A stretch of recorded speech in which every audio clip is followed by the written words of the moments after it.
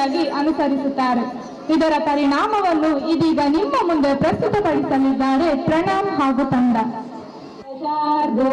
ಕರ್ತವ್ಯಂ ದೈವಮಾಧಿಕಂ. ಅಪ್ಪು, ಅಪ್ಪಿ, ಎದ್ದೇಳಿ ಮಗ, ಎಷ್ಟು ಹೊತ್ತು ಮಲಗ್ತೀರಾ? ಅಜ್ಜಿ, ಸ್ವಲ್ಪ ಹೊತ್ತು ಪ್ಲೀಸ್. ಶಾಲೆ ಇಲ್ವಾ ಇವತ್ತು? ಹೇಳಿ ಮುಖ ತೊಳೆದು ಹಲ್ಲುಜ್ಜಿ ಹೋಗಿ.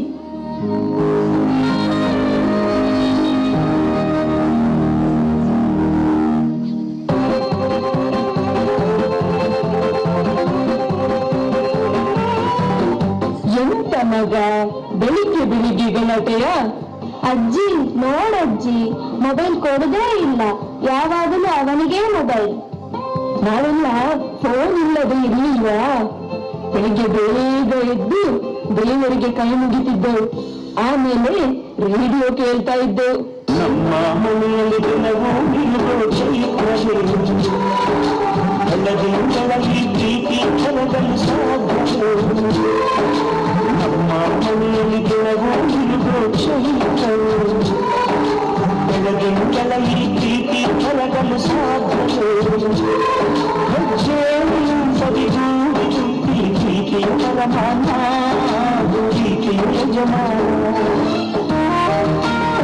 ಸ್ಕೂಲಿಗೆ ಲೇಟ್ ಆಯ್ತಲ್ಲ ಮಕ್ಕಳ, ಬೇಗ ಹೊರಡಿ.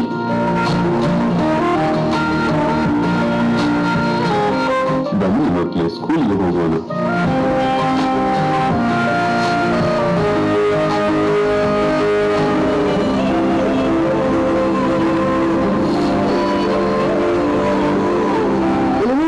ನನಗೆ ಜಾಬ್ ಕನ್ಫರ್ಮ್ ಆಯ್ತು, ನಾಳೆನೇ ಜಾಯ್ನ್ ಆಗ್ತಾ ಇದ್ದಾನೆ. ಕಂಗ್ರಾಚುಲೇಷನ್ ಭವ್ಯ, ಒಳ್ಳೆ ವಿಷಯ. ಆದರೆ ಅಪ್ಪ ನಮ್ಮನ್ನು ಯಾರು ನೋಡಿಕೊಳ್ಳೋದು? ಅದೇ ನನ್ನ ಫ್ರೆಂಡ್ ಒಂದು ಓಲ್ಡೇಜ್ ಹೋಮ್ ಬಗ್ಗೆ ಹೇಳಿದ್ರು. ಅಲ್ಲಿ ವಯಸ್ಸಾದವ್ರನ್ನ ತುಂಬಾ ಚೆನ್ನಾಗಿ ನೋಡ್ಕೊಳ್ತಾರೆ. ಅಲ್ಲಿ ಕಳಿಸಿದ್ರೆ ನೀವು? ಬೇಡ, ಅವರು ಮನೆಯೇ ಇರಲಿ. ಅವರನ್ನು ಈ ವಯಸ್ಸಲ್ಲಿ ದೂರ ಕಳಿಸೋದು ಚೆನ್ನಾಗಿರಲ್ಲ. ಹಾಗಲ್ಲ ರೀ, ನಾವಂತೂ ಬೆಳಿಗ್ಗೆಯಿಂದ ಸಂಜೆವರೆಗೆ ಮನೆಯಲ್ಲಿರೋದಿಲ್ಲ. ಅವರಿಗೂ ಮೆಡಿಸಿನ್ ತಗೊಳ್ಳೋದಕ್ಕೂ ಗೊತ್ತಾಗಲ್ಲ. ಅಲ್ಲಾದ್ರೆ ಹಾಗಲ್ಲ, ಅಲ್ಲಿ ಎಲ್ಲದಕ್ಕೂ ಜನ ಇರ್ತಾರೆ. ಅವರ ವಯಸ್ಸಿನವ್ರ ಜೊತೆ ತುಂಬಾ ಖುಷಿಯಾಗಿರ್ತಾರೆ. ಆಯ್ತು, ಹಾಗಾದ್ರೆ ನೀನು ಹೇಳಿದ ಹಾಗೆ ಆಗ್ಲಿ. ಆದರೆ ಈ ವಿಷಯವನ್ನು ಅವರ ಹತ್ರ ಹೇಗೆ ಹೇಳೋದು?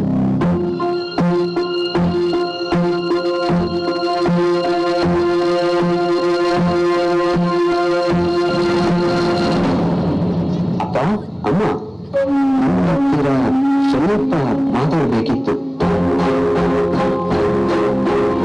ಇವತ್ತಾದ್ರೂ ಈ ಅಮ್ಮನ ಹತ್ರ ಮಾತಾಡೋಕೆ ಪುರುಸುತ್ತಾಯ್ತಲ್ವಾ? ಹೇಳು ಮಗ, ಏನ್ ವಿಷಯ? ಹೌದಮ್ಮ, ನೀವು ಗೊತ್ತಲ್ವಾ, ನಿಮ್ಗೆ ಈಗ ಕೆಲಸದ ಒತ್ತಡ ಜಾಸ್ತಿ ಆಗ್ತಾ ಇದೆ. ಜೊತೆಗೆ ನನ್ನ ಸ್ಯಾಲರಿಯಲ್ಲಿ ಮನೆಯನ್ನು ಸಂಭಾಳಿಸಲಿಕ್ಕೆ ಕಷ್ಟ ಆಗ್ತಾ ಇದೆ. ಹಾಗೆ ನಾಳೆಯಿಂದ ಭವ್ಯ ಕೆಲಸಕ್ಕೆ ಹೋಗ್ತಾ ಇದ್ದಾಳೆ. ಹಾಗಾಗಿ ನಾನು ಏನು ಹೇಳಲಿಕ್ಕೆ ಬಂದೆ ಅಂದ್ರೆ, ನಮ್ಗೆ ನಿಮ್ಗೆ ಬೇಕಾದ ಹಾಗೆ ಟೈಮ್ ಕೊಡ್ಲಿಕ್ಕೆ ಆಗ್ತಾ ಇಲ್ಲ. ಹಾಗೆ ನಾನು ಮತ್ತೆ ಅವಳು ಸೇರಿ ಒಂದು ನಿರ್ಧಾರ ಮಾಡಿದ್ವಿ. ಏನ್ ಮಗ? ಅದೇನು ಅಂದ್ರೆ, ಸ್ವಲ್ಪ ಸಮಯ ನಮ್ಮಿಂದ ದೂರ ಇರ್ತೀರಾ?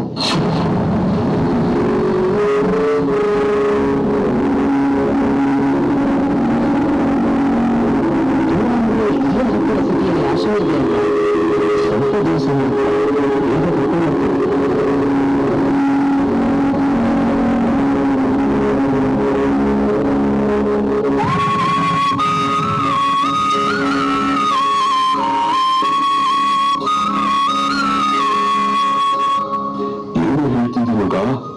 ನಾವು ನಿಮಗೆ ಬೇಡವಾದ್ವಾ?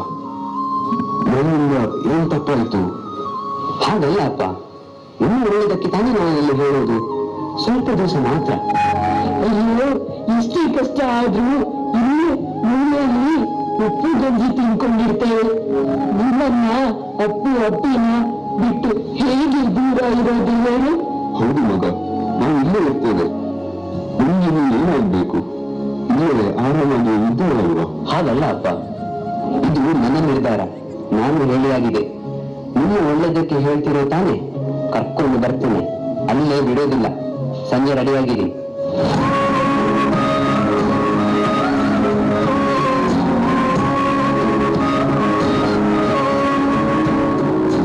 ನೋಡಿದ್ರಿ, ಮಗ ಎಷ್ಟು ದೊಡ್ಡವನಾಗ್ಬಿಟ್ಟ.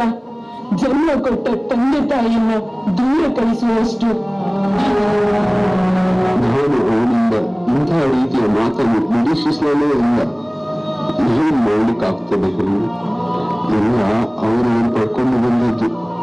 ಆ ದೇವರು ಯಾರ್ಯಾರ ಹಣೆಯಲ್ಲಿ ಏನೇನು ಬರೆದಿದ್ದಾನೆ ಅಂತ ಯಾರು ಗೊತ್ತು?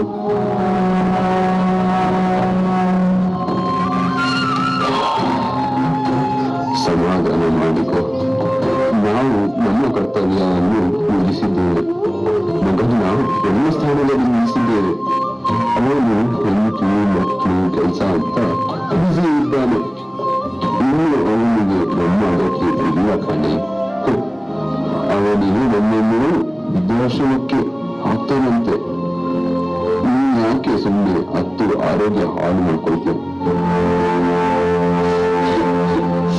ಆರೋಗ್ಯ ಕಾಪಾಡ್ಕೊಂಡು ಏನ್ ಮಾಡೋದು ರೀ?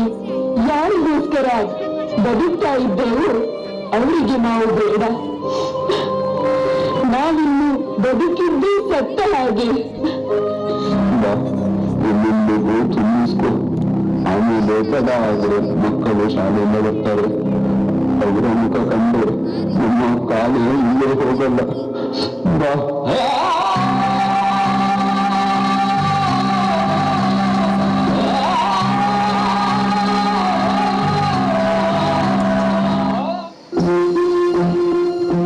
ಅಪ್ಪ, ಅಮ್ಮ, ಡೋಂಟ್ ವರಿ, ನಿಮ್ಗೆ ಇಲ್ಲಿ ಯಾವುದೇ ತೊಂದರೆ ಇಲ್ಲ.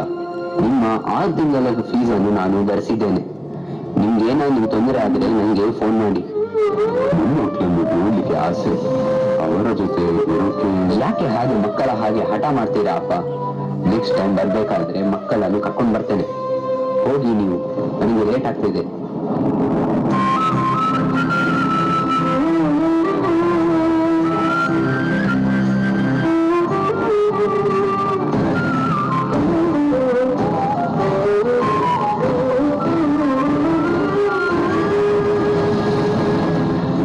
ನಮಸ್ಕಾರ.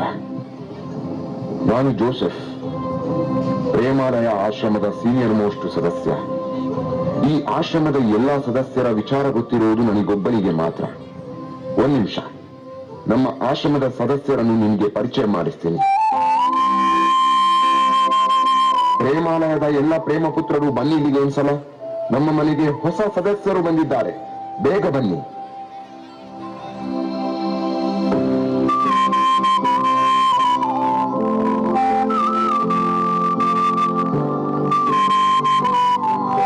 ಇಷ್ಟೇ ಅಲ್ಲ, ಇನ್ನು ತುಂಬಾ ಜನ ಸದಸ್ಯರಿದ್ದಾರೆ.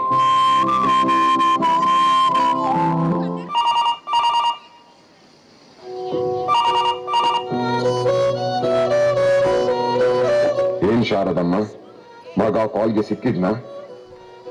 ಪಾಪ, ನನ್ ಮಗನ್ಗೆ ತುಂಬಾ ಕೆಲ್ಸ ಇರ್ಬೇಕು. ಬ್ಯುಸಿ ಇದ್ದಾನೆ ಅನ್ಸುತ್ತೆ, ಫೋನ್ ತೆಗಿತಾ ಇಲ್ಲ. ಅವನು ಬ್ಯುಸಿ ಇದ್ದದಕ್ಕೆ ಅಲ್ವಾ ನಿಮ್ಮನ್ನ ಇಲ್ಲಿಗೆ ಸೇರಿಸಿದ್ದು.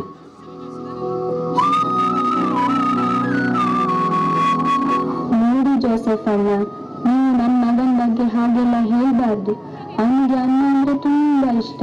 ಪರಿಸ್ಥಿತಿಗೆ ಕಟ್ಟಿಬಿದ್ದು ನನ್ನ ಇಲ್ಲಿ ಬಿಟ್ಟು ಹೋಗಿದ್ದಾನೆ. ನೋಡ್ತಾ ಇರಿ, ಅಣ್ಣ ಕರ್ಕೊಂಡು ಹೋಗೇ ಹೋಗ್ತಾನೆ. ಹಾ, ಏನ್ ಹೇಳಿ ನಿಮ್ಗೆ? ಬೈ ಈಗ ಹೋದ್ರಲ್ಲ, ಅವರು ಶಾರದಮ್ಮ ಅಂತ. ಮಗನ ಕಾಲ್ಗೆ ತುಂಬಾ ವರ್ಷದಿಂದ ಕಾಯ್ತಾ ಇದ್ದಾರೆ. ಆದ್ರೆ ಏನ್ ಮಾಡುದು, ಮಗ ನಾಟ್ ರೀಚೇಬಲ್. ಅಂದ ಹಾಗೆ ನಿಮ್ಮ ಹೆಸರೇನು? ನಾನು ರಾಮಣ್ಣ, ರಿಟೈರ್ಡ್ ಟೀಚರ್. ಏನು ಇದು ನೋಡಿ, ಸಮಾಜದ ಎಲ್ಲರಿಗೂ ಬುದ್ಧಿ ಹೇಳಿ ತಿದ್ದಿದ್ದ ನನಗೆ ನನ್ನ ಮಗ ಬುದ್ಧಿ ಹೇಳಿ ಶಾಲೆಗೆ ಮಕ್ಕಳನ್ನು ಸೇರಿಸಿದಂತೆ ಈ ವೃದ್ಧಾಶ್ರಮಕ್ಕೆ ನನ್ನ ಹೆಂಡತಿನ ಕರ್ಕೊಂಡು ಬಂದ.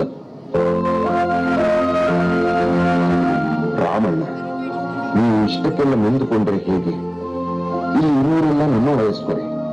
ಅಂದ ಹಾಗೆ ಇಲ್ಲಿ ಇರುವವರೆಲ್ಲ ಸಮಾನ ಮನಸ್ಕರೇ. ಸಮಾನ ಮನಸ್ಕರು ಅಲ್ಲ, ಸಮಾನ ತೊಂದರೆ ಅನುಭವಿಸುತ್ತಿರುವವರು. ಅಂದ ಹಾಗೆ ಜೋಸೆಫ್ ಅಣ್ಣ, ನೀವಿರೋ ಕಾರಣ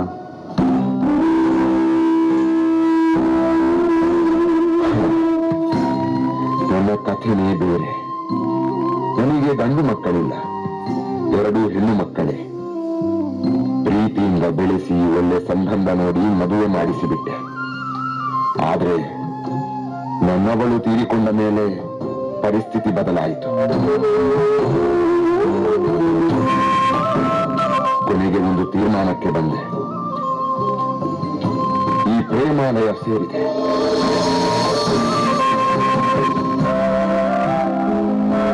ನೀವೇ ಪುಣ್ಯವಂತರು ಜೋಸೆಫ್. ಮಗು ಹೆಣ್ಣಾಗಲಿ ಗಂಡಾಗಲಿ